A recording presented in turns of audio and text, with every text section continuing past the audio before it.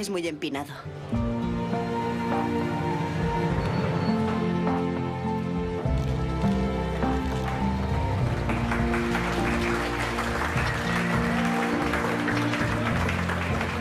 Le admiro mucho, mucho. ¿Quieren hacerse una foto con él? ¿Nos hacemos una foto? Venga, vamos a hacernos una. Es un placer tenerle aquí. Sonreíd. Sonreíd. Otra vez. Ha habido grandes científicos y este es uno de ellos. Kepler, Galileo, Newton. Aquí tenemos a uno de ellos. Es fantástico, asombroso. Me llamo Stephen Hawking. En los últimos 50 años, he viajado por todo el mundo estudiando y dando conferencias sobre el tiempo y el espacio y las leyes que rigen el universo. Que le vaya bien. Eso espero. Porque si no, tendré que cuidarlo yo.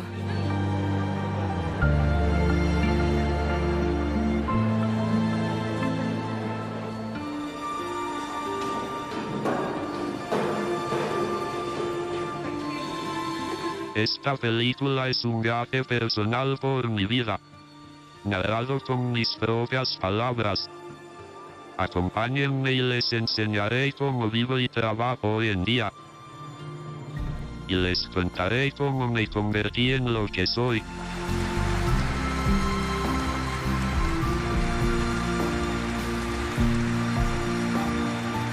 Bienvenidos a mi mundo.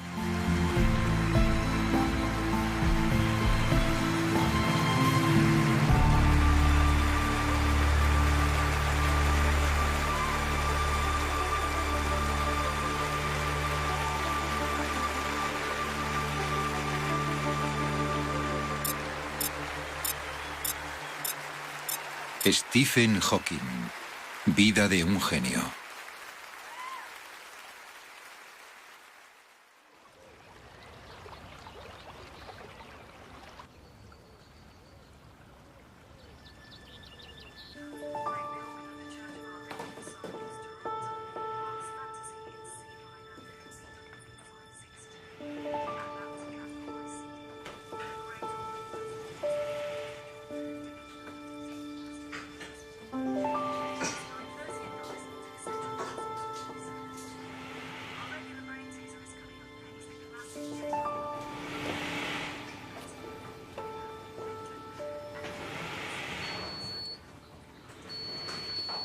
¿Vas a comer en la cafetería?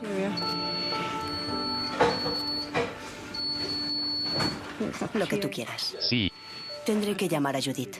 Se moriría si estuviera en una residencia y le cuidaran enfermeras. Eso acabaría con él. Le gusta poder decidir lo que quiere hacer con su vida. Le encanta el riesgo de volar. Quiere ir al espacio y ha estado en submarinos. Está loco de remate. Tiene muchas agallas.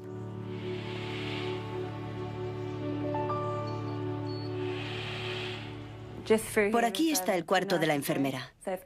Así que si hay un problema médico, cogemos el teléfono y llamamos al 999. Pero no hay mucho que podamos hacer, porque Stephen usa una máquina de respiración asistida. Si eso falla, lo único que podríamos hacer, y que tenemos, son bombonas de oxígeno, y le podemos dar oxígeno. Pero si se quedara inconsciente, no habría nada que hacer.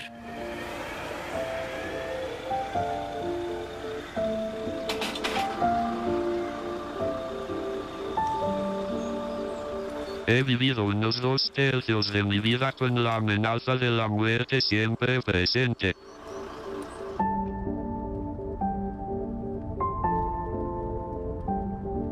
Como cada día podría ser el último. Mi deseo es aprovechar al máximo cada minuto.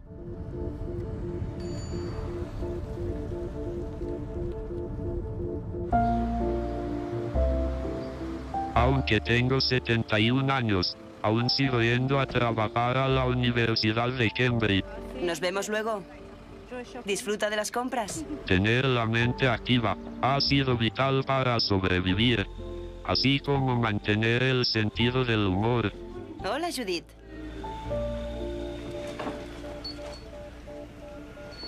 Cuando fui a mi entrevista de trabajo, pensé que me preguntaría por mi experiencia médica y qué había hecho como enfermera, pero no.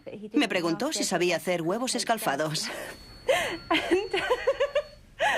Entonces tenía 19 años y mentí, porque no sabía hacerlos, pero conseguí el trabajo enseguida.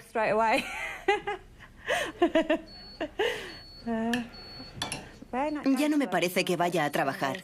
Es como si fuera a visitar a un amigo, a un pariente. Stephen me ha visto crecer y convertirme en adulta. Así que ha estado presente en las etapas más importantes de mi vida.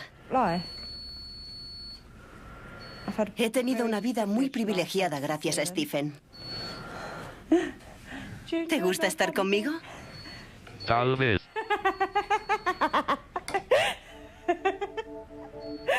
Eres malo conmigo, ¿eh? Sí. Como ven, el avance progresivo de mi enfermedad ha hecho que dependa totalmente de los demás. Hace 71 años, la vida también empezó así.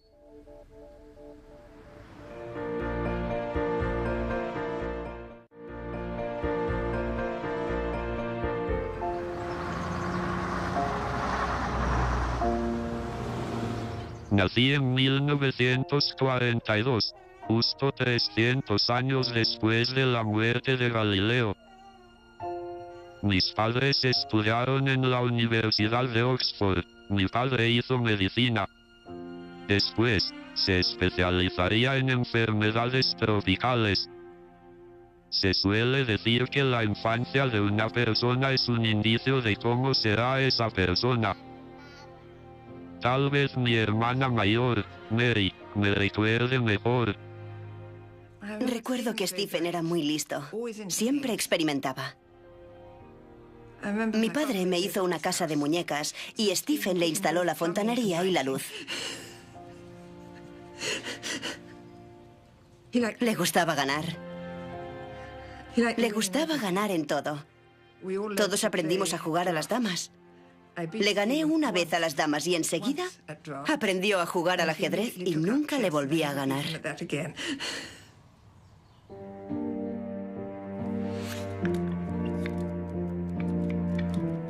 De niño, también pasaba mucho tiempo jugando solo. Me apasionaba entender cómo funcionaban las cosas, desde trenes de juguete a todo el universo. Se pasaba horas observando el cielo, las estrellas y preguntándose dónde acababa la eternidad. No concebía que hubiera algo sin un final.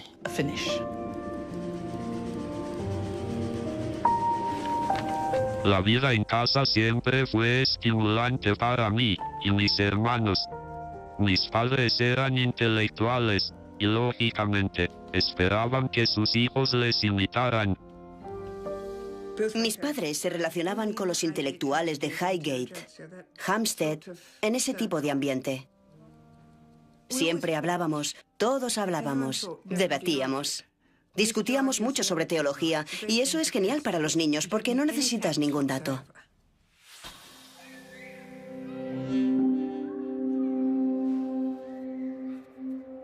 Para los de fuera, la casa de los Hawking era excéntrica.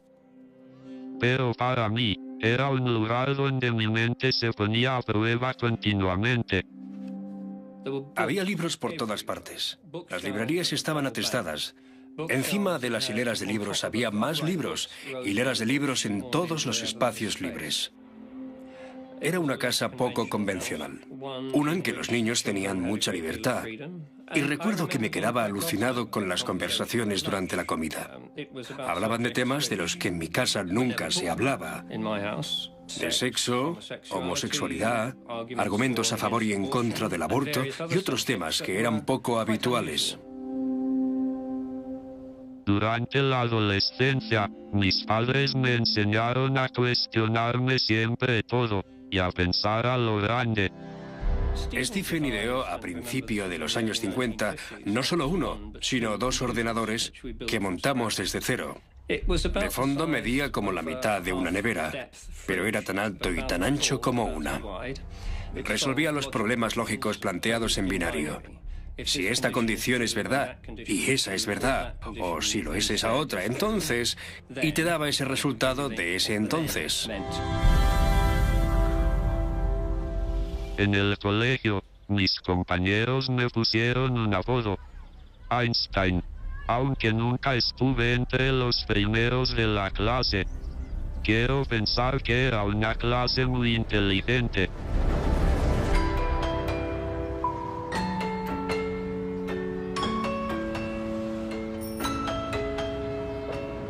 Siempre se dio por hecho que Stephen iría a Oxford.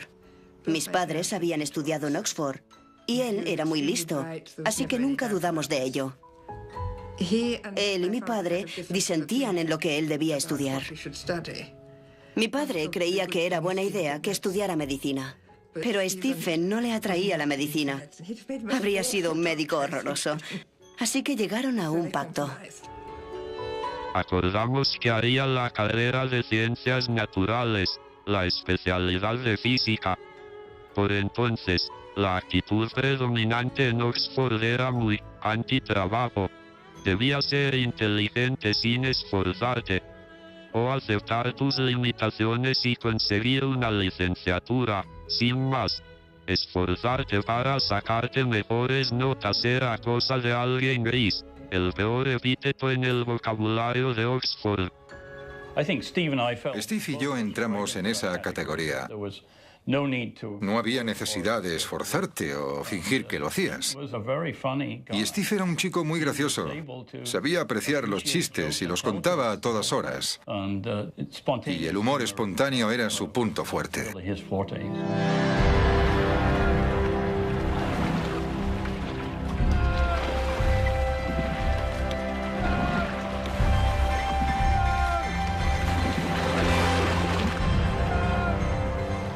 En Oxford, me apunté al club de remo y me hice timonel. Disfrutaba de la libertad, la velocidad y, cómo no, de llevar la batuta.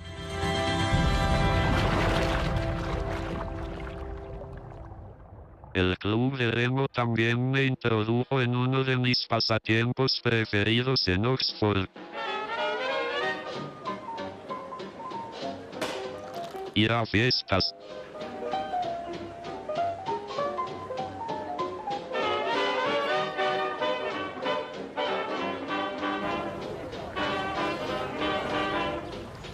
Una vez calculé que había estudiado unas 1000 horas, en los 3 años que pasé ahí, una media de 1 hora al día. No me enorgullece esta falta de esfuerzo, solo describo mi actitud en esa época, que compartía con la mayoría de mis compañeros. Durante todo el año, la gente fue considerando a Steve el chico más inteligente. Lo era porque hacía comentarios improvisados muy interesantes. Así que destacaba por su inteligencia. La cuestión era siempre si usaría esa inteligencia para conseguir algo.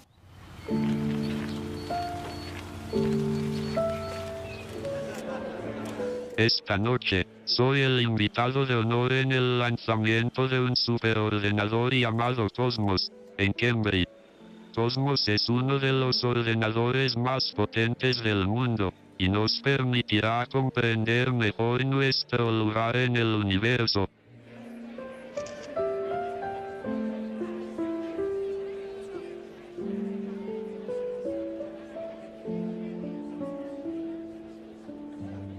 El concepto de fama me resulta muy curioso.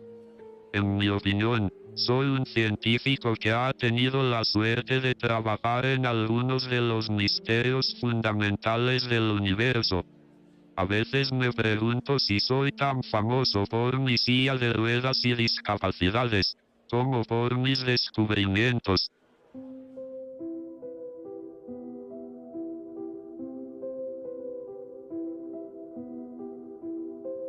En el apogeo de mis años de universidad, Fui dándome cuenta de que no todo iba bien.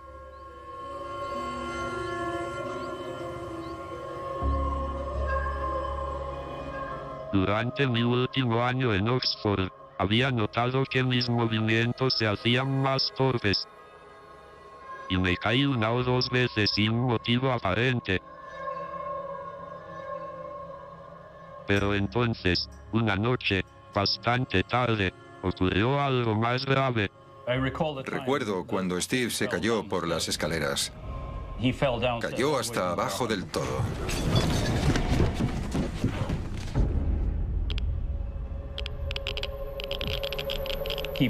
Perdió el conocimiento y luego no se acordaba de quién era. No lograba recordar dónde estaba, así que fue algo muy serio.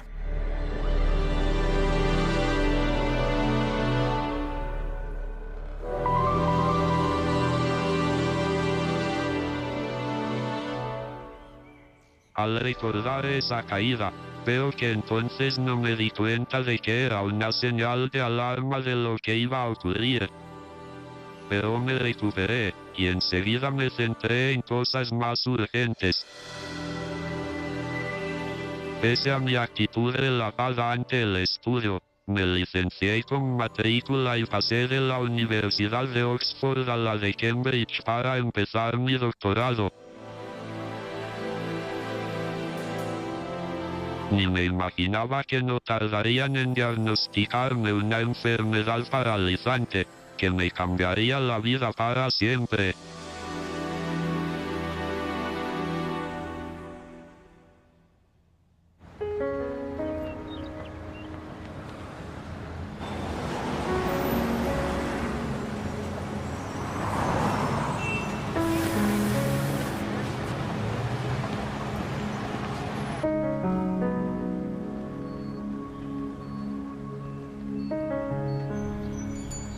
La rapidez de Stephen para comunicarse ha ido mermando poco a poco. Hace unos años podía usar los controles en la mano para comunicarse pulsándolos en su silla de ruedas. Cuando ya no pudo hacerlo más, pasó a usar un dispositivo colocado en la mejilla. Pero eso es muy lento y hemos recurrido a sus patrocinadores para que investiguen el reconocimiento facial. Esta es una cámara de alta velocidad que nos permitirá ver detalles sutiles en las expresiones faciales y nos ayudará a mejorar la velocidad del habla y de la información. He tenido que aprender a vivir con esta forma de comunicarme tan lenta. Solo puedo escribir encogiendo el músculo de la mejilla para mover el cursor de mi ordenador. Me da miedo que un día me falle ese músculo, pero me gustaría hablar más deprisa. ¿Quieres que lo cambie al alfabeto inglés? Sí, a ver. ¿Sí? ¿Qué?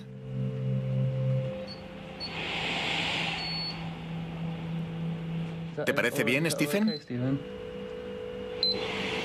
¿Sí? Todavía no controlo esto.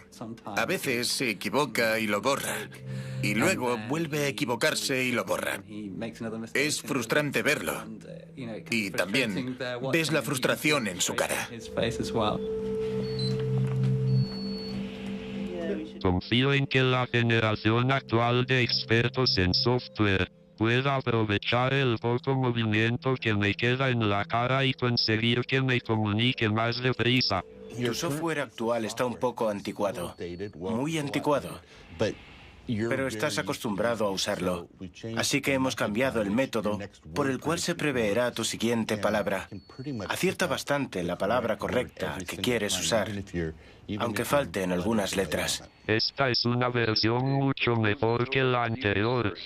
Me encanta. Es alucinante. Creo que ha salido muy bien. Lo que le hemos enseñado le ha encantado. Cualquier cosa mejor de lo que está usando será un gran logro. Y todo cuanto le ayude a no complicarle aún más la vida, también será todo un logro. ATV 120. Muchas gracias.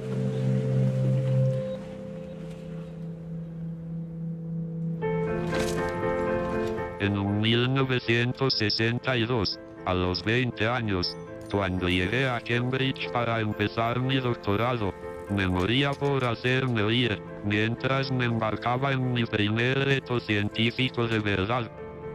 Por entonces, había dos teorías enfrentadas para describir correctamente el universo.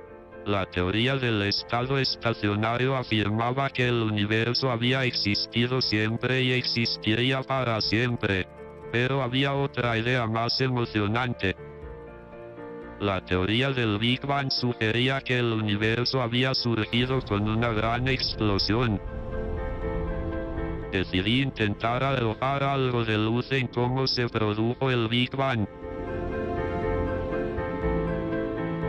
Pero de momento, el reto inmediato al que me enfrentaba era controlar mi cuerpo. Mis movimientos eran cada vez más erráticos. Aunque decidí no preocupar a mi familia y procuré mantenerlo en secreto. Stephen fue a casa por Navidad después de un trimestre y los síntomas que sufría eran demasiado graves como para ocultárselos a sus padres. Su padre insistió en llevarle al médico de cabecera primero y luego ese médico les recomendó a un especialista en Londres.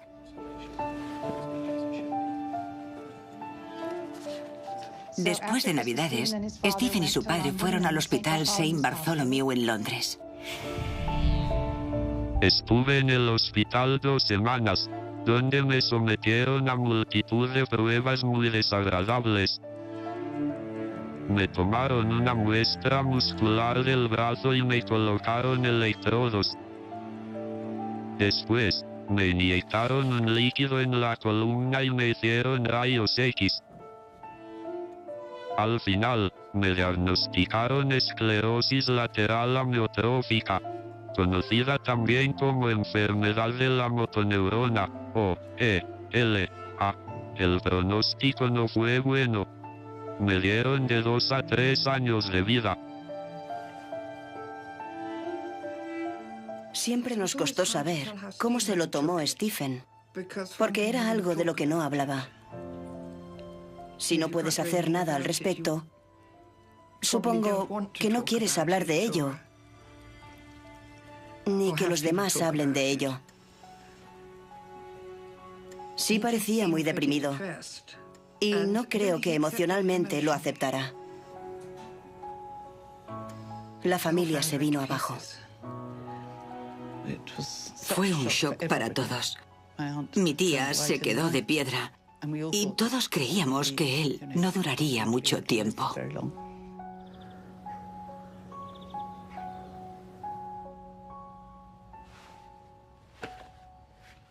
Sin saber qué iba a pasarme ni si la enfermedad avanzaría muy deprisa, me sentía perdido. Los médicos me dijeron que volviera a Cambridge a seguir con mi investigación. Pero yo no progresaba mucho y además, tal vez no viviera lo suficiente como para acabar mi doctorado. Me sentía como un personaje trágico y empecé a escuchar a Warner.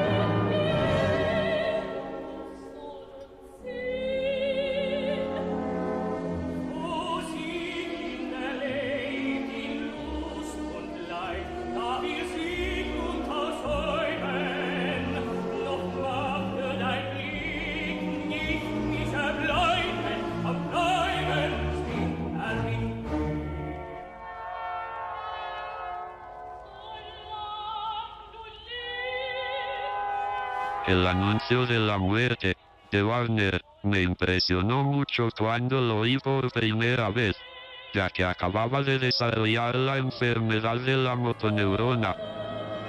Me identifiqué con esa pieza y aún lo sigo haciendo.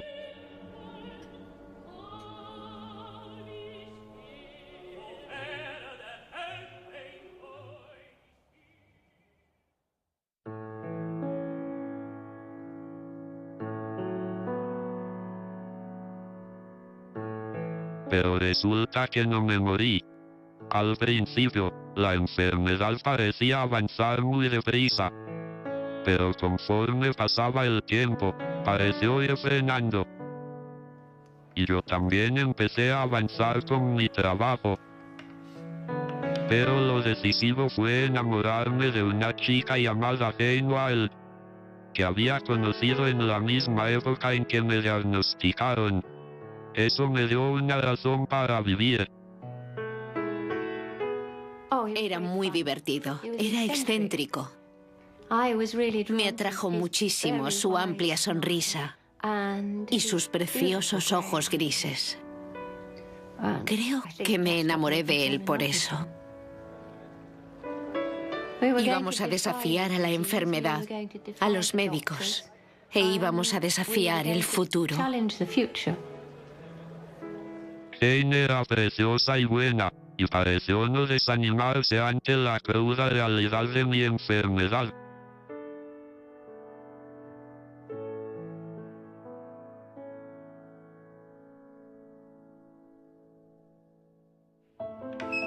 Enamorarme y prometerme fue la motivación que necesitaba.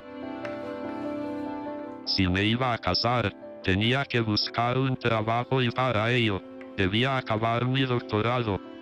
Entonces empecé a esforzarme en el trabajo por primera vez en la vida. Y sorprendentemente, descubrí que me gustaba. Stephen descubrió su pasión, su camino, y cuando Stephen encuentra un camino, lo sigue.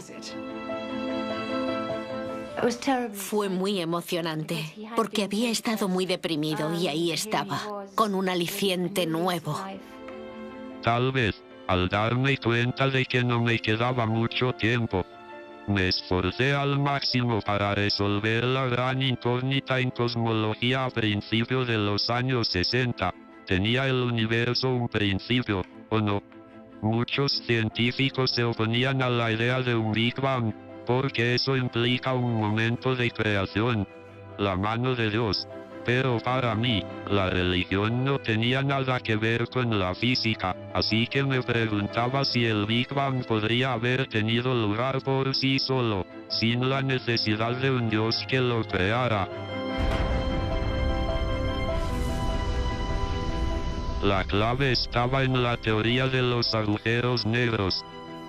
Por entonces, el físico Roger Penrose estaba trabajando en lo que sucede cuando una estrella se colapsa por la fuerza de su propia gravedad. Penrose afirmaba que una estrella podía implosionar hasta ser un punto de densidad infinita, donde incluso el pronto tiempo se detiene. Él lo llamó una singularidad, el núcleo de un agujero negro. Cuando estaba estudiando el colapso gravitatorio de los agujeros negros, no había oído hablar de Stephen. Así que me reuní con él en privado y captó mis ideas enseguida. Destacó por ser alguien que hacía preguntas rarísimas. De eso me acuerdo muy bien. Trabajé sin parar, para ver si podía aplicar la noción de singularidad a todo el universo. Y de repente, lo vi claro. Imaginé que retrocedía hasta el principio, y comprendí que en sus inicios, el universo también había sido una singularidad. Ahí, el tiempo se detiene, has alcanzado el auténtico principio de todo. No hay tiempo anterior en el que el universo pueda haberse formado por una causa. Se creó espontáneamente con el Big Bang.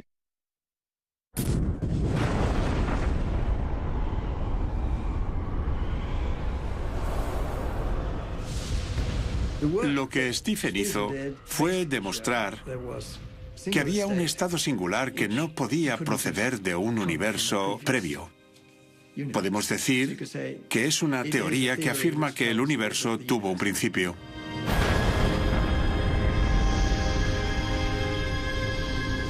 Al abordar la cuestión de la creación, que los físicos habían evitado, había demostrado, no sin controversia, que las leyes de la naturaleza indican que no se necesita un creador o un Dios. El universo empezó a existir por sí solo.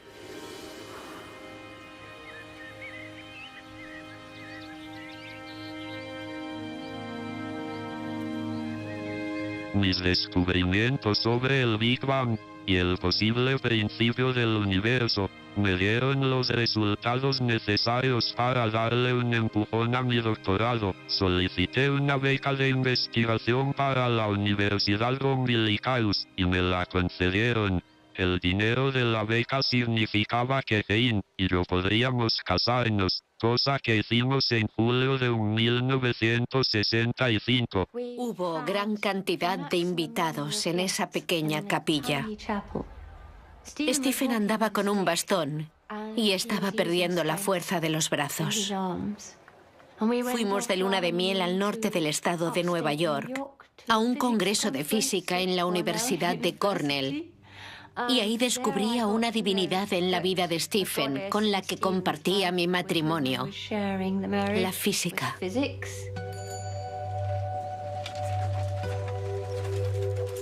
Después de la luna de miel, Jane y yo compramos una casa en la avenida Little St. Mary, en el centro de Cambridge. En marzo de 1966, terminé y presenté mi tesis doctoral con la ayuda de Jane, que se había pasado muchas horas escribiendo la máquina. Los hallazgos en mi tesis me dieron bastante prestigio en el campo de la cosmología. La notoriedad de Stephen aumentó considerablemente. Es importante saber que hubo un Big Bang, porque este rige nuestra cosmología. También es importante saber cómo fue y por qué fue como fue, ya que cuando estudias el origen de cualquier cosa en la naturaleza, acabas remontándote al Big Bang. Y es importante entender el hecho de que fuera un estado singular.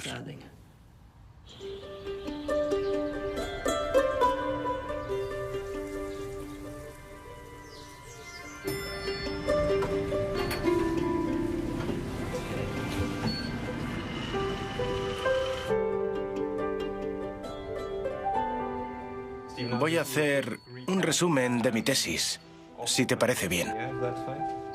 Mi trabajo inicial sirvió para resolver cómo se inició el universo, pero hay muchas cosas más por descubrir. Los agujeros negros deberían radiar, no de manera extrema, sino lentamente. En Cambridge, oriento a una nueva generación de cosmólogos que están abordando cuestiones más complicadas. Es este trabajo el que más me gusta. También podría decirse que la solución Schwarzschild no existe porque radia.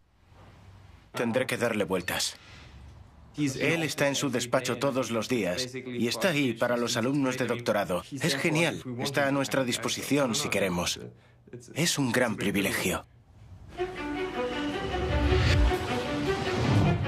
Siempre he querido compartir mi entusiasmo y mi emoción. No hay nada como el momento en el que descubres algo que nadie sabía antes. No lo compararé con el sexo, pero dura más.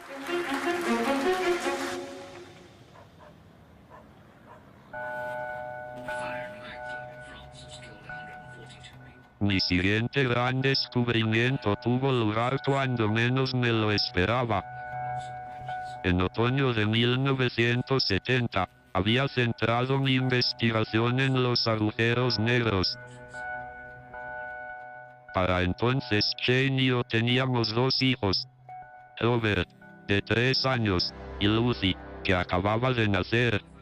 Una noche de noviembre, mientras me preparaba para acostarme, se me ocurrió una idea. Solo los cosmólogos la entenderían de verdad, pero aumentaría mi prestigio.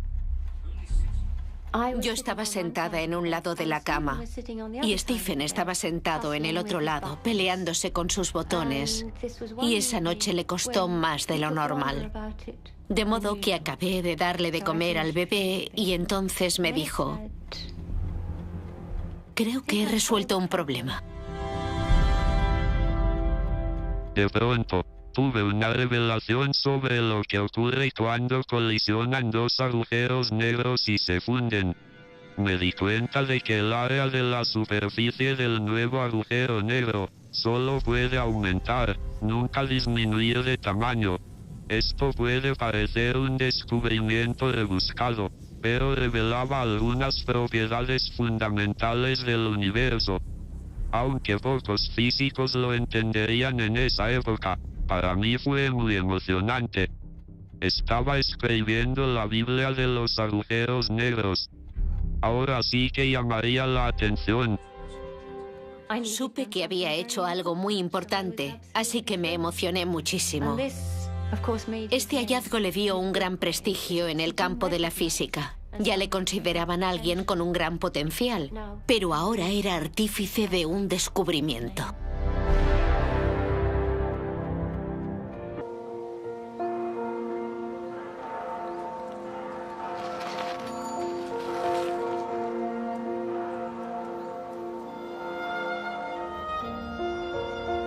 A principios de los años 70, mi carrera en cosmología y mi comprensión del universo empezaban a desarrollarse. Pero mientras mi mente iba reforzándose, mi cuerpo se debilitaba rápidamente. En casa, yo era reacio a pedir ayuda a gente de fuera y dependía de Shane cada vez más, para levantarme por la mañana, vestirme e irme a trabajar. Y cuando llegaba a Cambridge, mis alumnos tenían que ayudarme. ¿Firmamos esto? Sí. Conocí a Stephen en 1972 en Cambridge, cuando pasé a ser alumno suyo de doctorado. Iba en silla de ruedas, en una que había que empujar. Así que me tocaba ayudarle a comer, a trasladarse, a tomar el café y el té y cosas así. Era una relación bastante peculiar. Por entonces, Stephen aún usaba su voz para hablar, pero esta ya era muy débil, así que no era muy fácil oír lo que decía.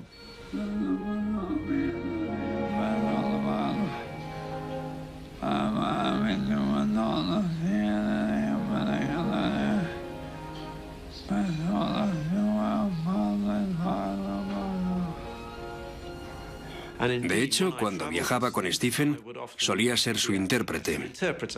Si Stephen decía algo y el interlocutor no lograba entenderlo, yo se lo repetía.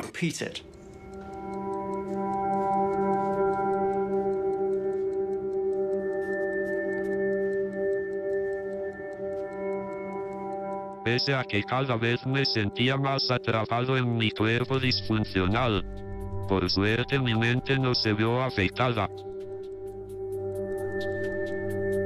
Se me planteaba una cuestión nueva y compleja que debía resolver. Mi fama en el campo de los agujeros negros estaba consolidada mientras entrábamos en la Edad de Oro. Pero mi siguiente descubrimiento se opondría a todos los descubrimientos desfasados de los cosmólogos. Los cálculos en los que yo trabajaba tenían relación con lo que les ocurría a las partículas en el borde de un agujero negro, que eran absorbidas y desaparecían. Para sorpresa mía, descubrí que algunas lograban escapar del agujero negro, y esto parecía echar por tierra las leyes de la física conocidas. Al principio, pensé que se trataba de un error. Recuerdo cuando estaba trabajando en ese problema, e incluso recuerdo cuando me dijo que estaba resolviendo los efectos cuánticos de los agujeros negros, y el resultado era un flujo de partículas que escapaban.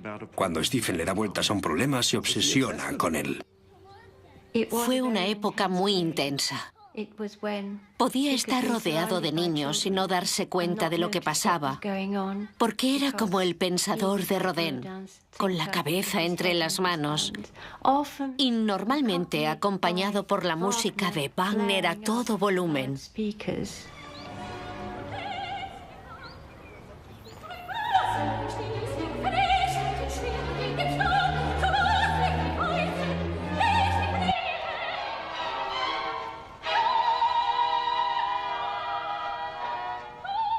Me volvía loca.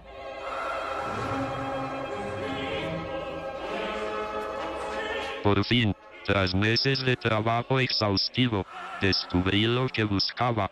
Frente a todas las teorías anteriores sobre los agujeros negros, descubrí que deben emitir partículas, como un cuerpo caliente que desprende calor. Esta evaporación implicaba en teoría que un agujero negro podría acabar desapareciendo.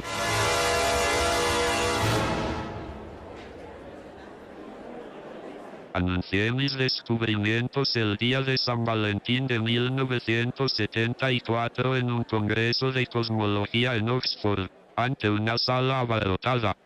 Terminó su exposición y hubo un silencio sepulcral en la sala de conferencias. Y recuerdo, como si fuera ayer, que el moderador de la conferencia se levantó y en vez de decir, le agradecemos al profesor Hawking su gran conferencia, dijo, esto es un disparate. No había oído algo así en mi vida. Se armó un gran alboroto. Nadie se creía lo que acababan de oír. Mi controvertido descubrimiento al principio impactó al mundo de la física. Pero al final, lo aceptaron y se conoce como la radiación de Hawking.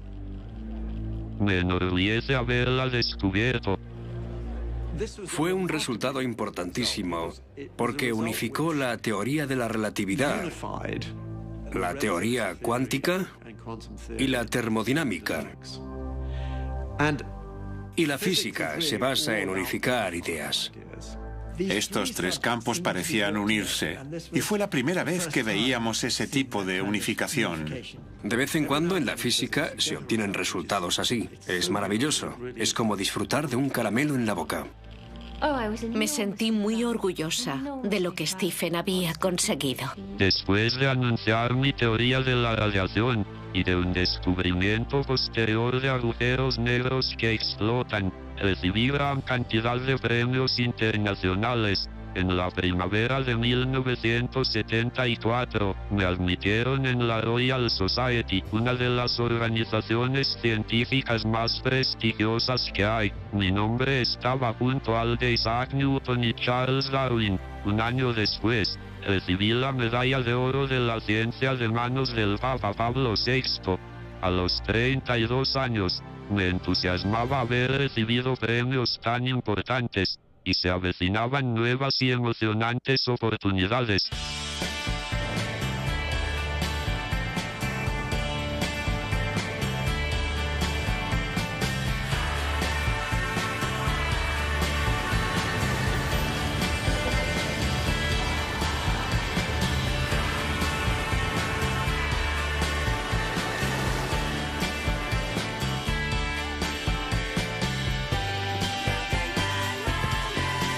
En 1974, se me empezaron a abrir las puertas y me invitaron como catedrático visitante en el Instituto de Tecnología Californiano en Los Ángeles. Esto implicaba trasladarme con mi familia durante un año académico, y el atractivo de la costa oeste americana fue irresistible.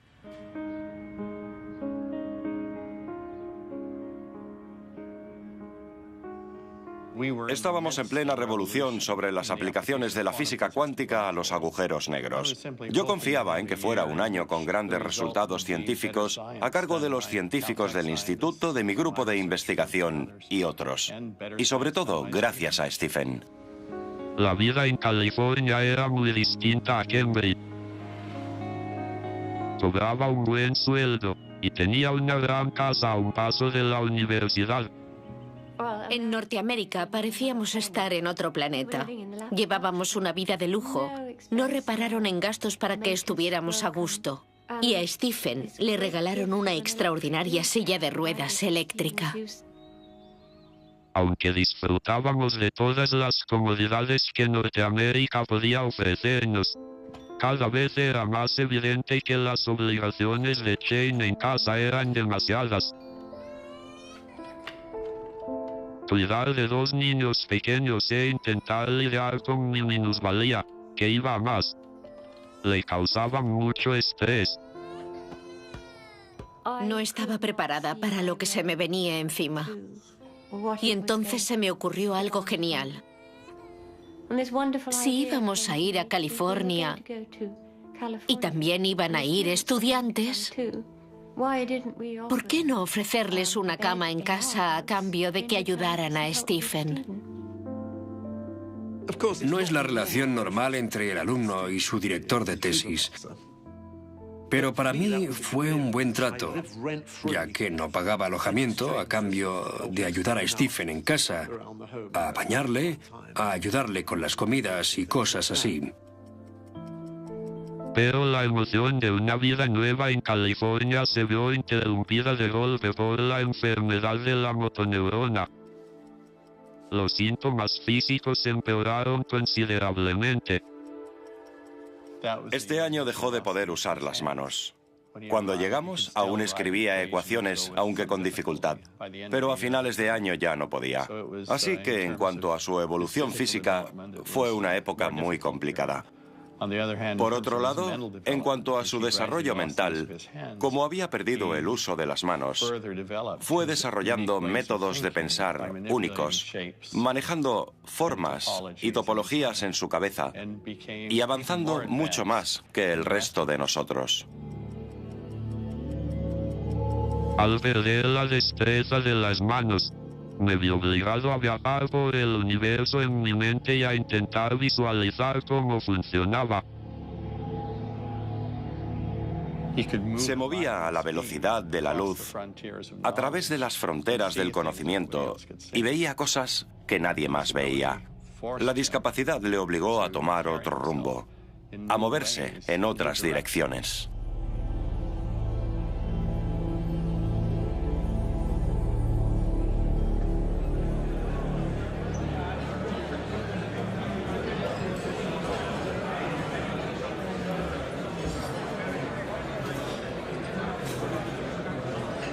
Resolver problemas mentalmente ha sido mi método principal de investigación durante la mitad de mi vida. Mientras que a mi alrededor todos se enfrascan en conversaciones, yo suelo trasladarme lejos. Me pierdo en mis propios pensamientos intentando desentrañar cómo funciona el universo.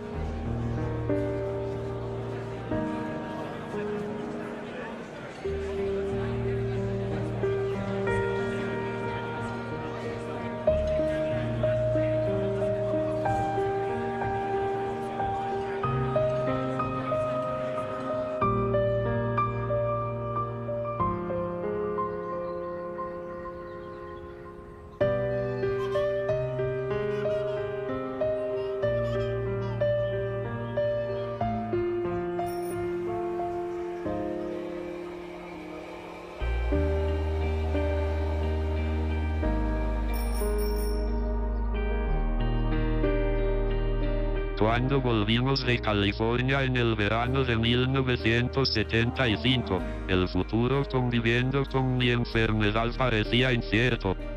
Así que Jane y yo nos refugiamos en la seguridad de una vida familiar feliz. Y para facilitarnos la vida hogareña, nos dimos cuenta de que mi discapacidad exigía que un estudiante viviera con nosotros a tiempo completo. Sabía que Stephen Hawking era un científico brillante y me dijeron que era discapacitado, que apenas se le oía la voz y que me costaría una semana entender lo que decía. Dada la situación de Stephen, ningún día era normal. Stephen tenía unas baterías inmensas para su silla de ruedas y llevaba de recambio, así que yo cargaba cuanto podía debajo de su silla, y él no sabía que yo había cargado tanto peso para no llevarlo encima. Así que empezó a subir la colina y cuando le vi doblar la esquina, estaba a unos 10 o 20 metros, le vi caerse hacia atrás. Cayó en unos arbustos. Es muy inquietante ver al maestro de la gravedad superado por el campo gravitatorio de la Tierra y caerse en unos arbustos. Fui a recogerle y él estaba muy enfadado. Estuvo bien no entender todo lo que dijo en ese momento.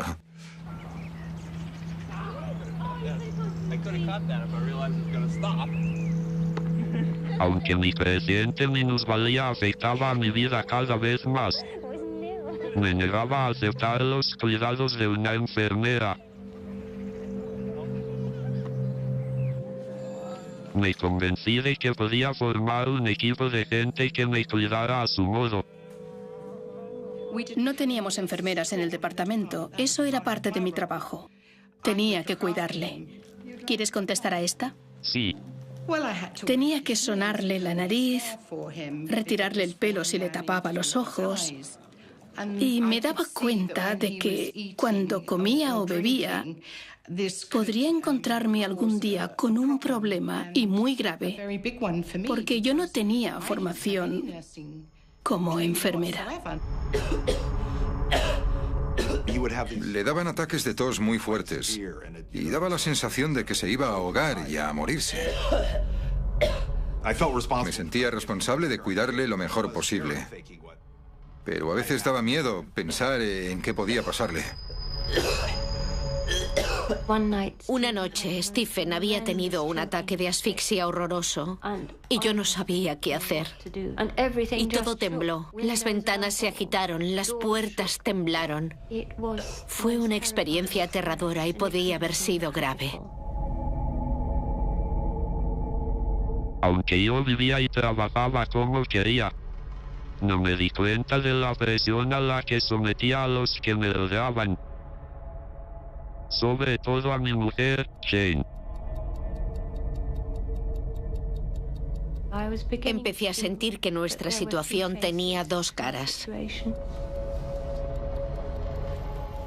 Una era la imagen pública, el genio de la física que había ganado a la enfermedad de la motoneurona, que iba por el mundo en su silla de ruedas para recibir condecoraciones y medallas.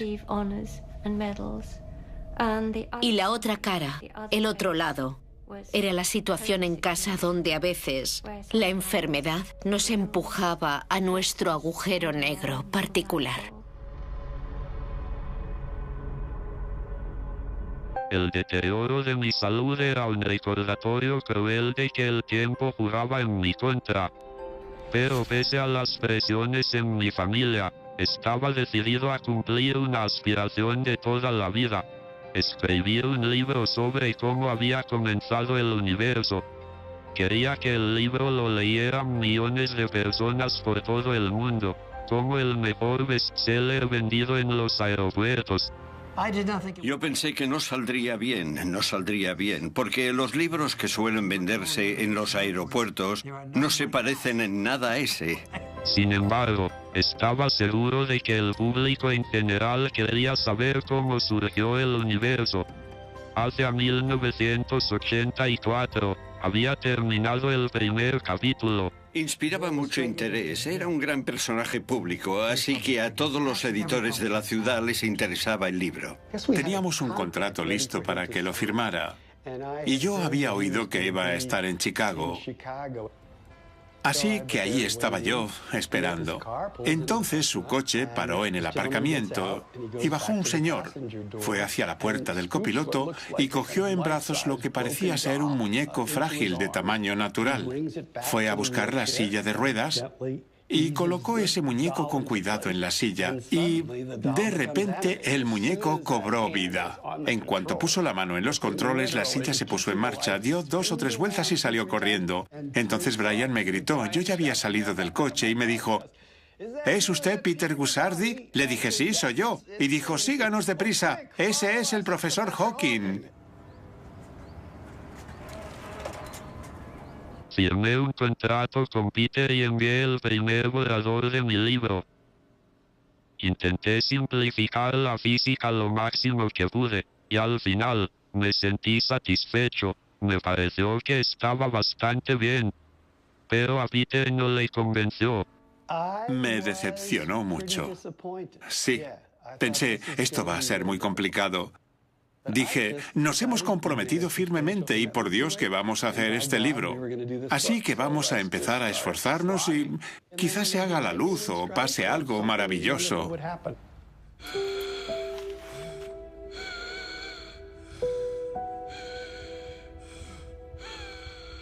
Y sí que pasó algo. pero no en el sentido en que Peter y yo esperábamos.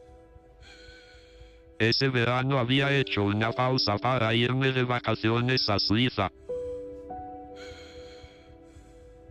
Pero estando ahí, sufrí una infección pulmonar que se convirtió en una neumonía, y no tardó en agravarse.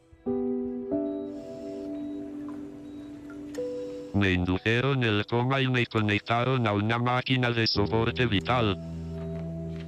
Los médicos creían que no había nada que hacer y le propusieron a Jane desconectar la máquina. Pero ella se negó.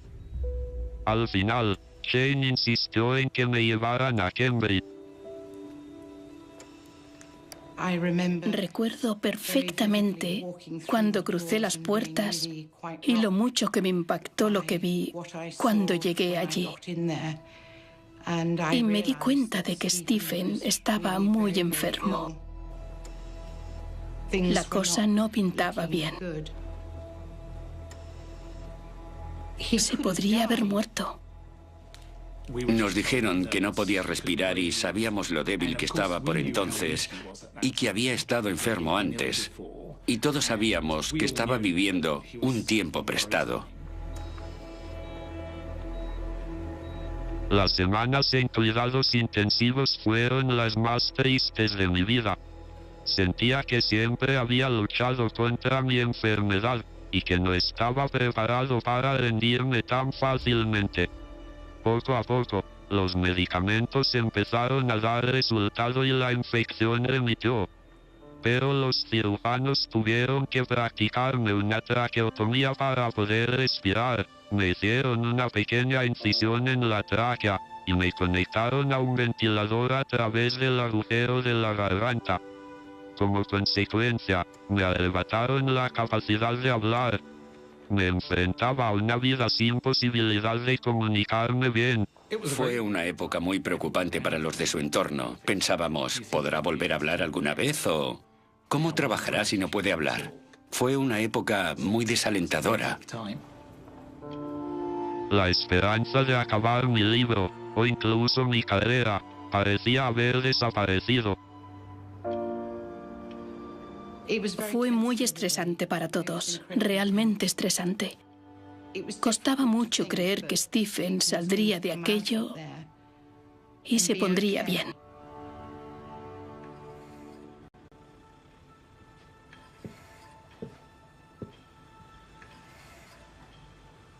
Conforme las semanas de recuperación pasaron a ser meses, quedó claro, para mí y para los de mi alrededor, que estar conectado a un ventilador implicaba cuidados y un control constantes para seguir vivo. Ahí nos dimos cuenta de que todo iba a cambiar radicalmente y que iba a necesitar los cuidados de una enfermera las 24 horas del día. Su vida jamás volvería a ser igual. Cuando las enfermeras entraron en casa, la vida cambió. Y fue muy complicado para nosotros, para mí, para los niños. Nuestro hogar dejó de ser un hogar. No había intimidad en absoluto, porque las paredes oían. Pese a las intromisiones en la vida familiar, con la ayuda de las enfermeras me fortalecí.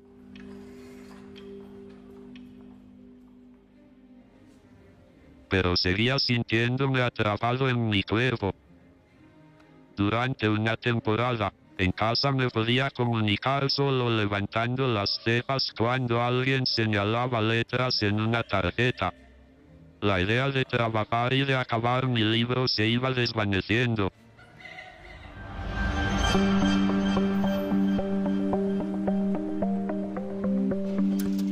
Pero entonces, de repente, surgió un rayo de esperanza procedente del otro lado del océano.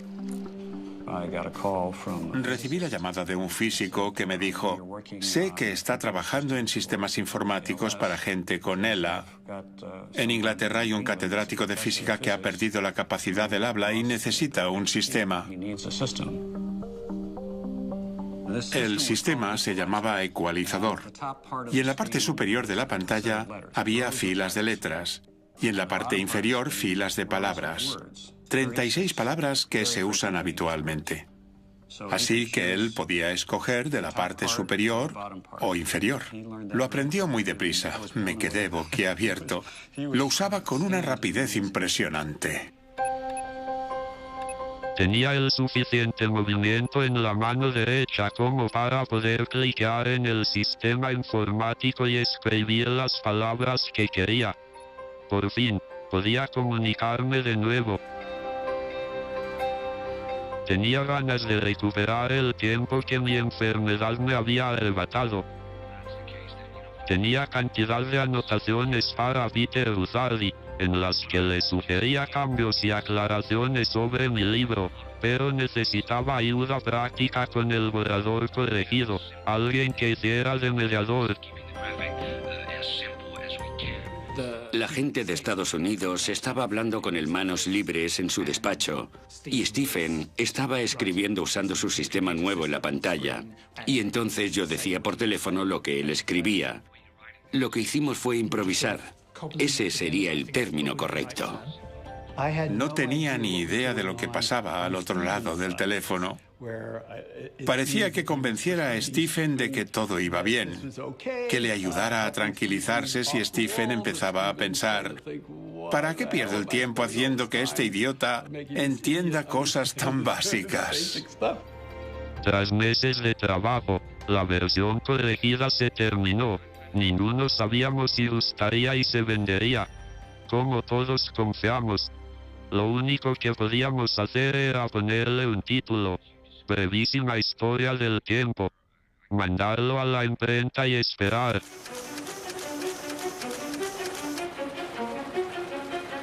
Pero para sorpresa de todos, el libro vendió una copia detrás de otra y enseguida se agotó en las librerías. Cuando fue un éxito de ventas, todos nos sorprendimos. Fue una sorpresa agradable, no cabe duda. No creo que nadie, quizás me equivoque, dijera: ah, sí, ya sabíamos que iba a ser un éxito. No me esperaba que fuera a ser el libro más vendido del mundo. No solo aquí, sino en Alemania, Eslovenia, Francia, Italia, en todas partes del mundo. Era la esperanza de que alguien hubiera descubierto el misterio de la vida. A partir de entonces, nos esforzamos por seguir imprimiendo el libro para poder llegar a vender 1 millón de copias. Fue muy gratificante. En los 38 años que llevo en este negocio, no he tenido otro libro que haya estado en la lista de los más vendidos durante tanto tiempo. Me sorprendió el éxito que tuvo. Salió bien. Inspiró a la gente.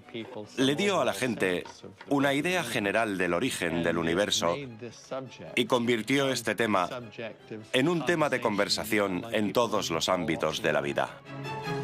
El libro del profesor Stephen Hawking, Brevísima historia del tiempo, un fenómeno editorial de éxito sin precedentes. Brevísima historia del tiempo ha vendido 8 millones de copias. Un libro accesible sobre sus teorías lidera la lista americana de los más vendidos. El triunfal Brevísima historia del tiempo, de Stephen Hawking.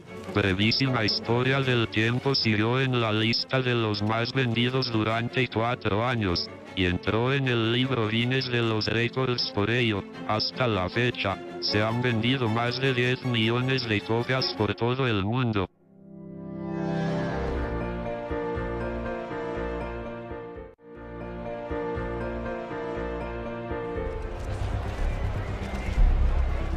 En años posteriores, mi libro causó mucho revuelo. Me hice famoso en mi país y por todo el mundo, ya que se tradujo a 40 idiomas. Demos la bienvenida al profesor Stephen Hawking. Me invitaban a programas de entrevistas. La gente le considera un genio, no solo un genio discapacitado.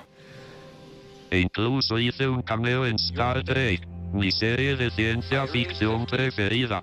Es un farol. Te equivocas otra vez, Albert. Me gustaba tener la atención de los medios de comunicación y ver cómo la gente normal y corriente se interesaba por entender la física de nuestro universo. Pero la prensa no tardó en querer saber más sobre mí, mi enfermedad y mi vida en familia.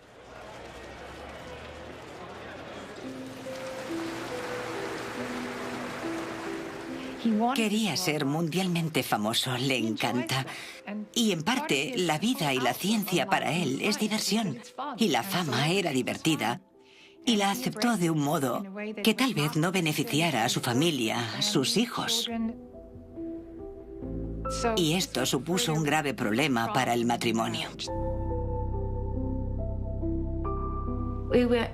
Nos engulló y nos arrastró esa enorme ola de fama y fortuna. Y he de decir que fue demasiado y no lo pude soportar. Supongo que fue cuando dejamos de ser tan felices como lo habíamos sido.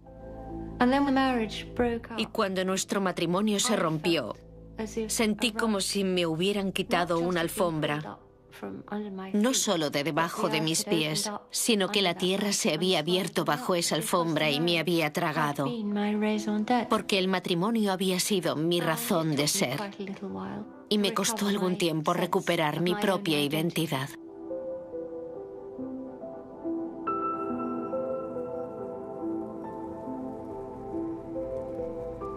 Estaba claro que mi vida y la de Jane empezaban a tomar rumbos diferentes.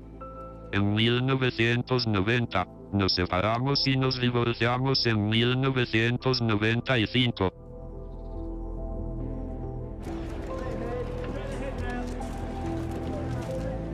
Ese mismo año, anuncié mi compromiso con Elaine Mason y me volví a casar. Elaine había sido una de mis enfermeras desde el principio de mis cuidados de 24 horas. Durante los años, habíamos intimado mucho, mientras Jane y yo nos distanciábamos y buscábamos consuelo y amor en nuevas relaciones. Elaine congenió con Stephen más que cualquiera de las otras enfermeras.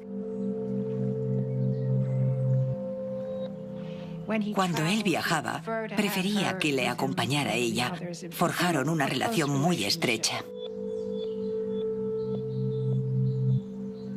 Mi matrimonio con Elaine fue apasionado y tempestuoso. Me salvó la vida en varias ocasiones y estuvimos 11 años juntos, antes de divorciarnos en 2006. Lo peor fue cuando la prensa publicó afirmaciones inconsistentes sobre que yo había sido víctima de violencia doméstica. En mi opinión, esta fue una invasión grave de nuestra intimidad y fue una época muy dolorosa y perjudicial para ambos. Por desgracia, ser tan famoso puede tener sus inconvenientes.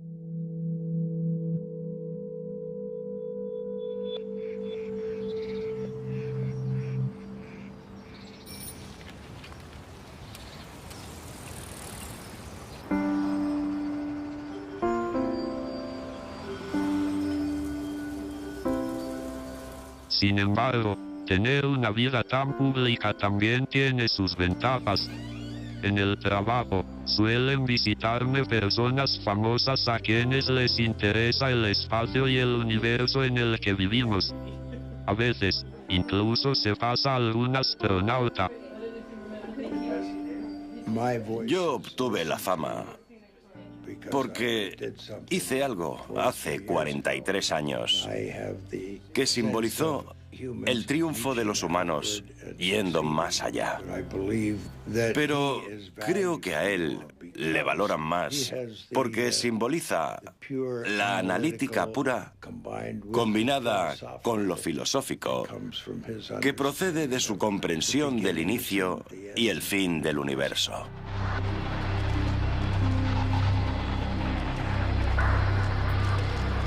He soñado muchas veces con viajar por el espacio. Recientemente, viví algo parecido en un vuelo de gravedad cero. Fue un instante que me libró temporalmente de mi discapacidad. Fue una sensación de libertad total.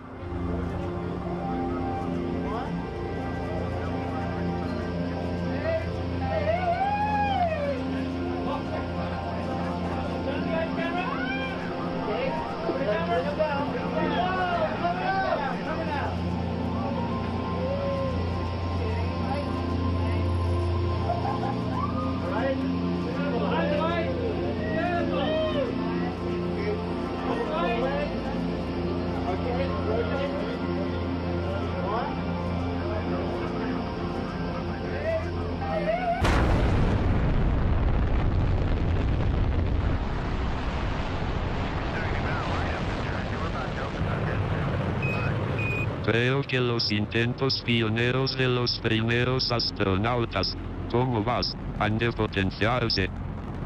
Estoy convencido de que algún día, los humanos tendrán que colonizar otros planetas para sobrevivir. Los viajes espaciales serán una necesidad diaria. Hasta entonces, espero ser uno de los primeros hombres de la calle en viajar al espacio, aunque necesitaré un poco de ayuda.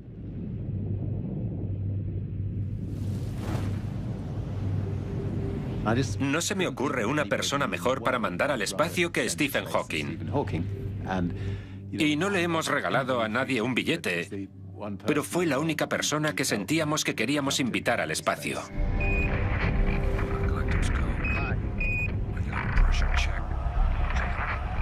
Y fue asombroso cuando aceptó. Fui a verle un día y me dijo que me diera prisa y construyera la nave espacial, porque él no iba a vivir para siempre. Y espero que el año que viene podamos llevarle allá arriba. Él cree que si va al espacio puede abrir el camino al resto. La esperanza de viajar al espacio me ha acompañado toda la vida. Pero como mis ruedas siguen aquí, sobre la Tierra, seguiré soñando.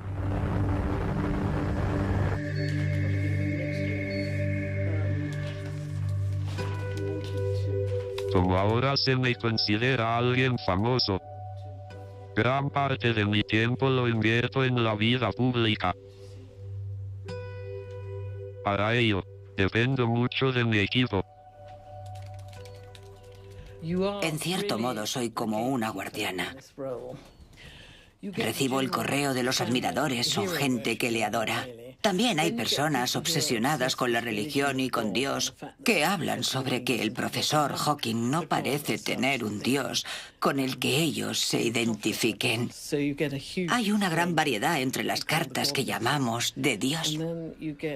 Y luego están las cartas de los discapacitados, las de científicos serios.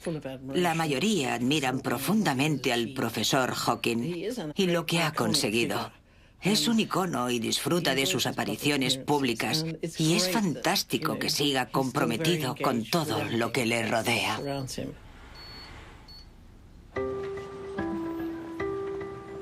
De modo que si quieren explorar el interior de un agujero negro, elijan uno grande.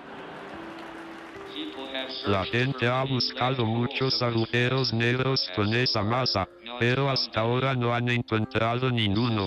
Es una pena, porque de haber sido así, yo tendría un premio Nobel.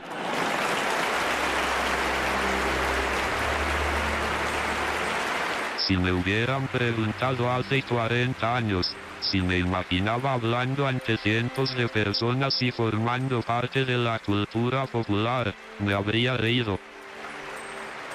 Pero si implicarme en el zeitgeist actual ha animado a la gente a cuestionarse nuestro universo, me parece bien.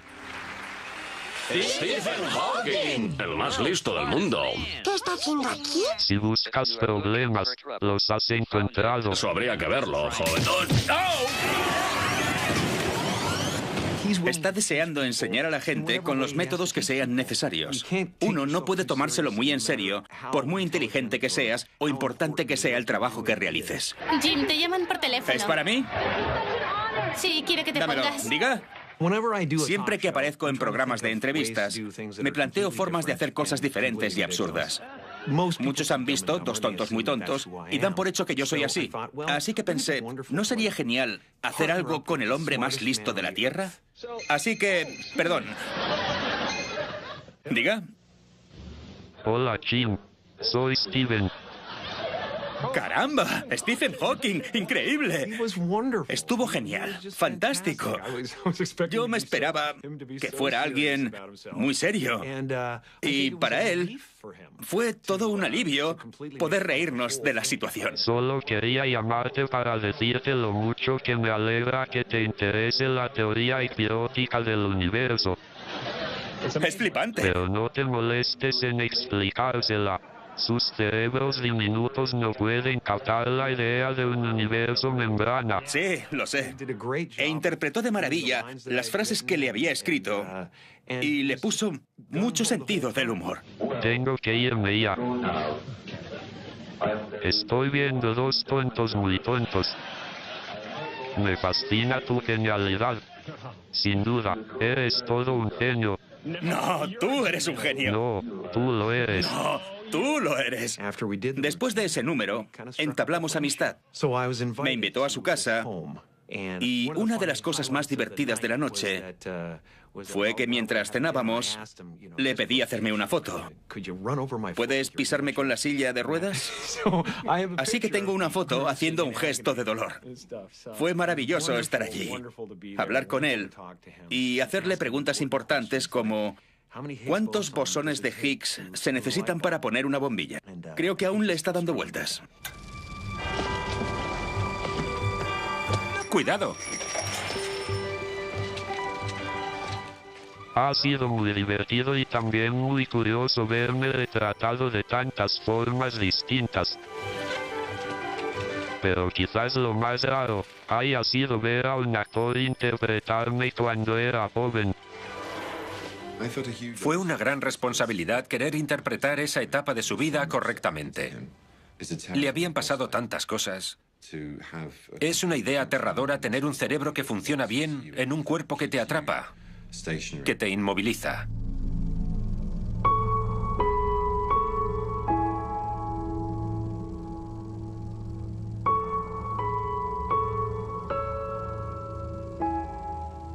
Algo que quería conseguir era mostrar las fases del avance de su enfermedad y de dónde procedían la inestabilidad y el miedo.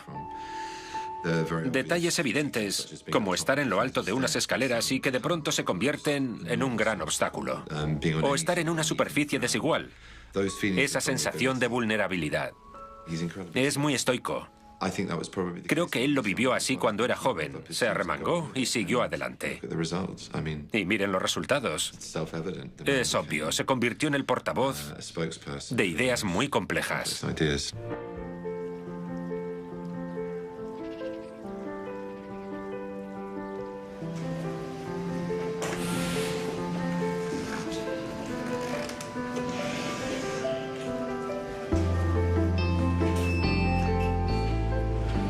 Bueno, te vamos a poner el sombrero. Un poco más abajo. Fíjate. Llevas un sombrero de gángster. Estás genial. Una ventaja de ser un personaje público es que te piden hacer cosas especiales. Hoy, soy el protagonista en la inauguración de los Juegos Paralímpicos. Y es un honor serlo.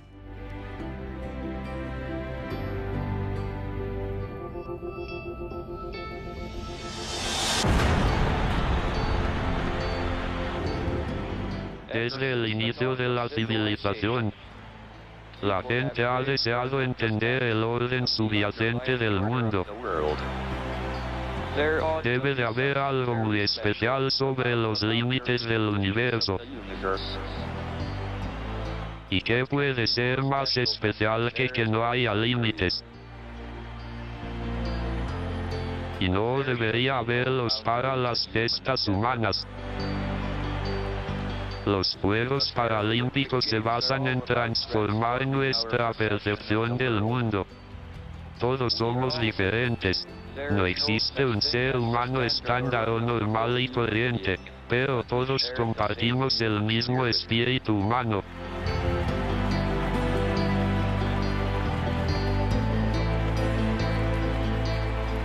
Por muy difícil que pueda parecer la vida, siempre hay algo que podemos hacer y en lo que triunfar. Los juegos son una oportunidad para que los atletas sobresalgan, se esfuercen al máximo y destaquen en su campo.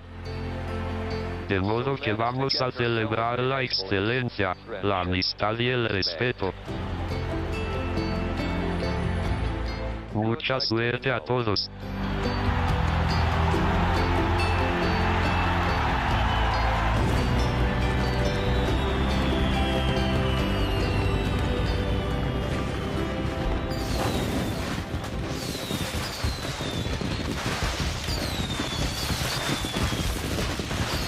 ¡Madre mía!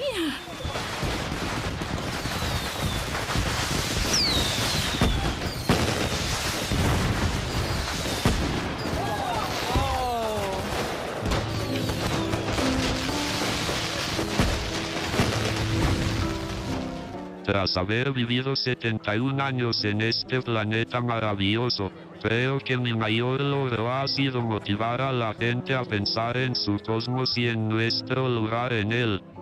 Como no creo que haya vida después de la muerte, es importante ser conscientes de que la vida es muy corta y que debemos aprovecharla. Hoy en día, disfruto de mi tiempo con mi familia y amigos. Y pese a mi discapacidad, seguiré preguntándome sobre los misterios del universo. Stephen está enfermo desde los 20 años. Asumes que va a ser una pérdida inminente. Y después, de pronto, descubres que no es tan inminente.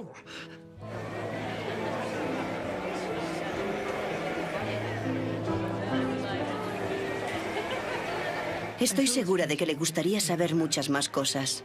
Sería terrible dejar de plantearse preguntas.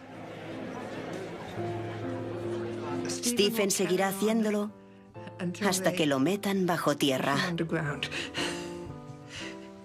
La mente no se puede parar. Stephen siempre estuvo decidido a sobrevivir. Y siempre que se pone muy enfermo pienso, espero que esta vez se recupere. Y siempre lo hace. Está empeñado en vivir. Y creo que sí existe la voluntad de vivir.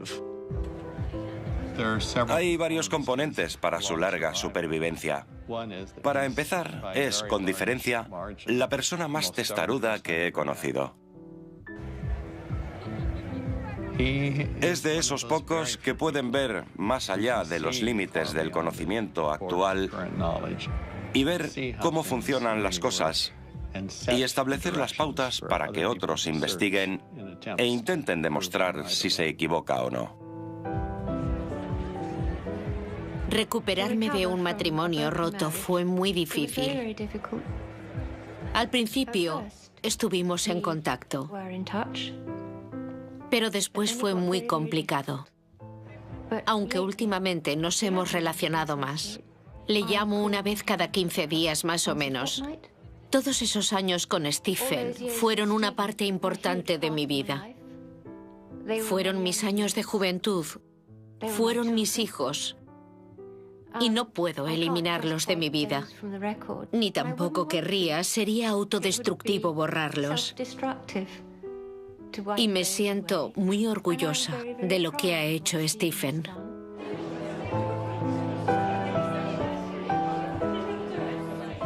La vida me ha dado momentos buenos y malos. Tal vez esté en nuestra naturaleza adaptarnos y sobrevivir. Yo he vivido con la amenaza de una muerte prematura casi toda mi vida. No me da miedo morir, pero no tengo prisa por hacerlo.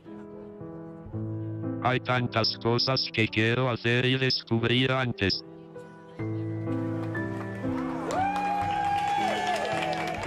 Así que de momento, adiós. Y gracias por acompañarme en un viaje por mi mundo.